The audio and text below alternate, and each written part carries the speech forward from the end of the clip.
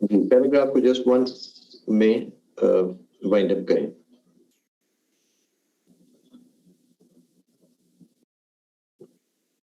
अच्छा जी, students, today we are starting the steps of essay writing. अभी तक आप लोग पैराग्राफ का काम अच्छा किया, आपने 2 पैराग्राफ्स लिख लिए हैं विद रेफरेंस भी, और ओवरऑल आपकी परफॉर्मेंस अच्छी जा रही है as far as the paragraph is concern. ये भी खुशी की बात है कि माशाल्लाह आउट ऑफ 80 को अबाउट आधे लोग जो है वो काम कर रहे हैं।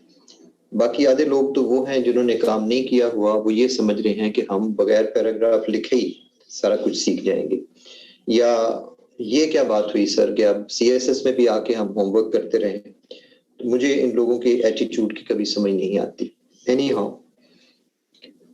सबअदनान आपने जिस वक्त भेजा है बेटी, जरा वो भी अंदाजा कर लेना पब्लिक ने कब का भेजा हुआ था। आप 6:58 पे भेज रही हैं उसको, मुझे जरा थोड़ा सा आगे भी चलने दें अब।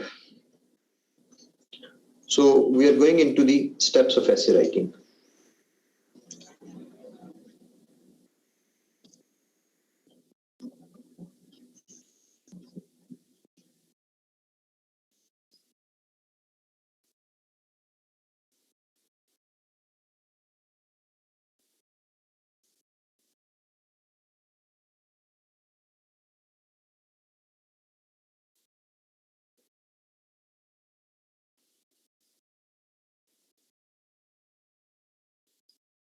एक आर्टिकल में 2 ऑथर्स हैं, अगर तो वो दोनों नेम्स रेफरेंस में ऐड करने हैं या जस्ट फर्स्ट वन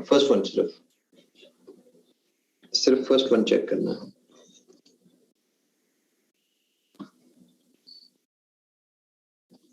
यार ये फड्डा बना रह जाना है, समाधान का भी काम मैं चेक कर ही दूं, इन्होंने फिर नाराज होते रहना कि हमारा काम नहीं चेक किया।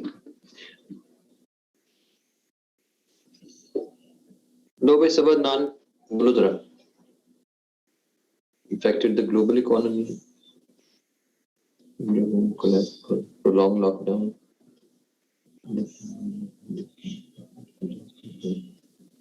नहीं, तुम ये लिंक क्रिएट कर रही हो कोविड-19 ग्लोबल इकोनॉमी। अगला सेंटेंस स्टार्ट होता है ग्लोबल इकोनॉमी से, खत्म हुआ लॉकडाउन पे, प्रोलॉन्ग लॉकडाउन से स्टार्ट होता है। ये बहुत ज्यादा रेपिटेशन आ जाती है।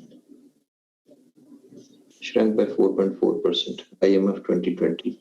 Pakistan's economy was also affected by the pandemic, negatively affected.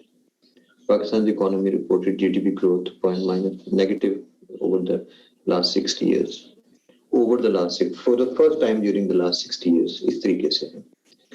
Unfortunately resulted in global economic recession. Good, अच्छा लिखा है, बहुत सिंपल लिखा है। आगे नंबर ऑफ वर्ड्स भी कोई नहीं लिखे, आपने तकल्लुफ नहीं किया, लेकिन ठीक है। ये एलिना आबद ने 7:15 बजे भेजा है।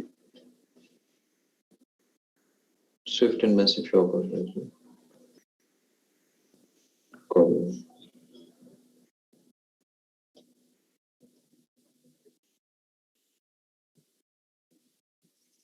ये अफशा सुबही की आर्टिकल का नाम भी देना है ना एलिना, सिर्फ राइटर का नाम काफी नहीं है, यहाँ आपने आर्टिकल का नाम भी देना है। ठीक है, बाकी काम ठीक है। अच्छा जी, so we are moving on to the next now. अब जरा इसके ऊपर फोकस करो, बाकी चीजें अब छोड़ दो।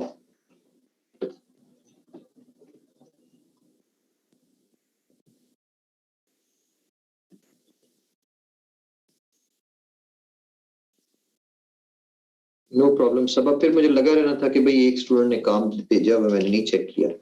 जो स्टूडेंट काम करे मैं उसकी बहुत रिस्पेक्ट करता हूँ, कोशिश करता हूँ उसको अकोमोडेट करने की। कम से कम उनसे तो बेहतर होना बहुत से स्टूडेंट्स हैं जिन्होंने किया ही नहीं। स्टेप्स ऑफ एसे राइटिंग, सबसे पहली चीज स्टूडेंट्स, जो मोस्ट इंपॉर्टेंट चीज होती है इसके अंदर, that is organization of the एसे।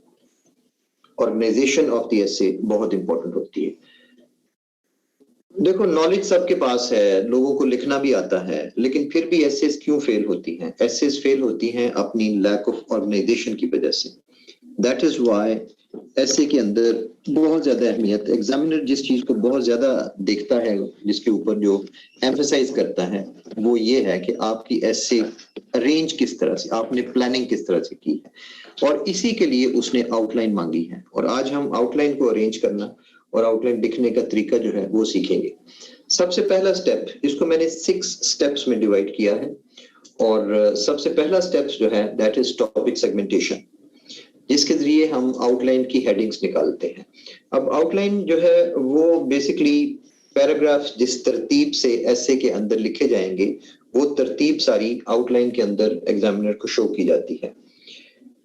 तो सबसे पहले हम जो है वो हेडिंग्स निकालते हैं आउटलाइन की, इसको मैं कहता हूं टॉपिक सेगमेंटेशन। सेगमेंटेशन से मुराद ये है कि अब ये तो पॉसिबल नहीं है कि आपके पास टॉपिक आए और आप उसके ऊपर एक एक करके पैराग्राफ्स लिखने शुरू कर दें। अगर आप इस तरीके से चलेंगे, डायरेक्ट टॉपिक के ऊपर पैराग्राफ्स लिखने शुरू करेंगे, तो आप मुश्किल से उसके ऊपर 4, 5, 6 पैराग्राफ्स लिख सकते हैं, उससे ज्यादा नहीं। हम ये करते हैं कि इसके अंदर हेडिंग्स इस तरीके से निकालते हैं कि पहले उस टॉपिक को 3-4 मुख्तलिफ सेक्शंस में तकसीम कर लेंगे। जैसे बुक होती है ना, तो कोई भी शख्स जो बुक लिखता है तो पहले वो डिसाइड करता है कि इसमें चैप्टर्स कितने होंगे। चलो जी फर्ज किया 4 या 5 चैप्टर्स होंगे, फिर चल के वो जो मटेरियल है उसकी एसे का, उसकी बुक का, उन चैप्टर्स के नीचे उसको अरेंज करता है। तो वही तरीका बिल्कुल आपने भी करना है। तो इसमें 2 तरह की चीजें हैं। एक तो हमारे पास इसके अंदर फिक्स्ड हेडिंग्स हैं।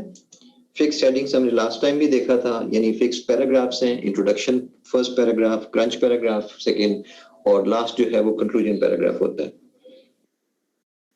अच्छा, और हमने इसकी जो स्ट्रक्चर जो है, पहले आप इसका स्ट्रक्चर पहले देख लें, उसके बाद चल के तो उसके ऊपर करते हैं। मैं जरा वॉशरूम से होके आऊंगा, 2 मिनट लूंगा आपसे।